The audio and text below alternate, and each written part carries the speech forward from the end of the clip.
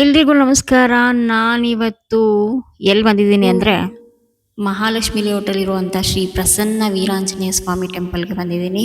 So ಇಲ್ಲಿಗೆ ನಾನು ಪ್ರತಿ ವಾರನೂ ಬರ್ತಾ ಇರ್ತೀನಿ. ಪ್ರತಿ ಶನಿವಾರ ನಾನು ಮಿಸ್ ಮಾಡೋದೇ ಇಲ್ಲ. ಒಂದೊಂದ್ಸರಿ ಮಿಸ್ ಆದರೆ ಏನಾದ್ರು ಈಗ ಕಳೆದ 3 ತಿಂಗಳಿಂದ ನಾನು ಕಂಟಿನ್ಯೂಸ್ ಆಗಿ ಬರ್ತಾನೆ ಇದ್ದೀನಿ ಈ ಟೆಂಪಲ್ಗೆ. ಸೊ ಅದೇ ರೀತಿ ನೋಡ್ಬೋದು ನೀವು. ಸೊ ಒಳಗಡೆ ನಾನು ಅರ್ಚನೆ ಚೀಟಿ ತೊಗೊಂಡು ಒಳಗಡೆ ಬಂದ ತಕ್ಷಣ ನಿಮಗೆ ಒಂದು ಮಹಾಲಕ್ಷ್ಮಿ ವಿಗ್ರಹನ ಮಾಡಿದ್ದಾರೆ. ಕಮಲದಲ್ಲಿ ಕುಳಿತ ಅಂತ ಮಹಾಲಕ್ಷ್ಮಿ, ಅದನ್ನು ನೋಡೋದಕ್ಕೆ 2 ಕಣ್ಣು ಸಾಲದು ಅಂತ ಹೇಳ್ಬೋದು.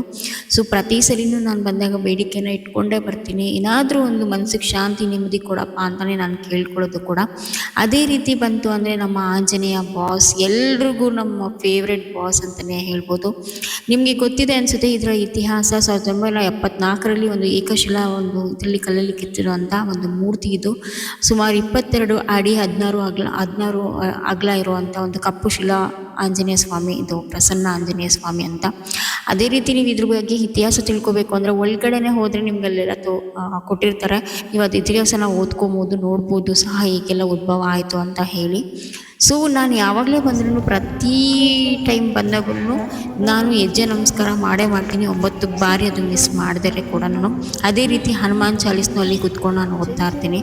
ಸೊ ನಾನು ಪ್ರತಿ ಸರಿ ಅನ್ಸೋದೇನು ಅಂತ ಅಂದರೆ, ನಾನು ಎಲ್ಲೋ ಒಂದು ಕಡೆ ನೆಮ್ಮದಿಯಾಗಿ ಏನು ನೆಮ್ಮದಿ ಸಿಗ್ತಾಯಿಲ್ಲ ಅಂತ ಅಂದ್ಕೊತೀವಿ. ಸೊ ಆ ನೆಮ್ಮದಿ ಎಲ್ಲೂ ಸಿಗೋಲ್ಲ, ನಮ್ಮೊಳಗೇನೆ ಇರುತ್ತೆ. ಇಂಥ ಜಾಗಗಳಲ್ಲಿ ಬಂದಾಗ ನಾವು ನೆಮ್ಮದಿಯಾಗಿರಬೇಕು ಅಂತ.